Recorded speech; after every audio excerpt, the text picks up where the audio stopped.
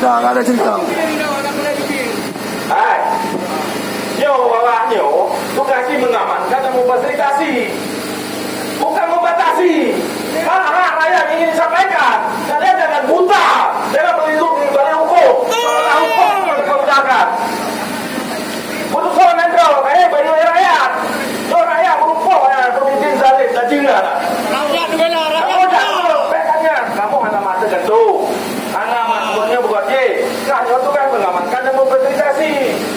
Bukan soal tu. Udah Pancasila harga mati. Pancasila harga mati. Dia Pancasila okey kalau lagi ni Tuh. jangan tahu kalau kau saya PKI. Pemimpin lahir ke pemimpin PKI ni. Dia rakyat yang kerja dalam kinerja ni yo. Mereka betul BLT buat mama di sini. Nah kalau rakyat program yang pro rakyat tahu program pro rakyat. Program hebat.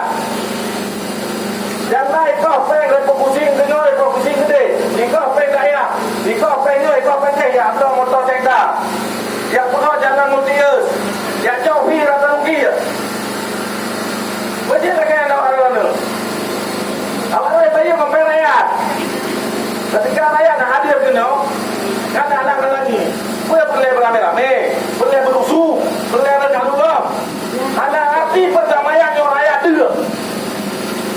Yang mendukung baju. Kamu melihat kena gesek mewakili ribuan jutaan rakyat Aceh yang lain. Aceh yang ada sama dengan mati kamu. Kamu ni, sampai bengihnya meledak. PLT wajib dihadir bentuk gubernur dengan rakyat itu. Wajib dihadiri. Di berupa rakyat. Ini apa? Ini apa? Ini apa?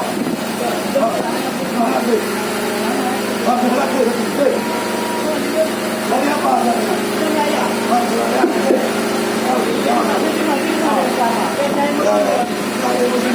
Kami mohon kepada bapak-bapak dari keamanan yang telah menyampaikan memfasilitasi negosiasi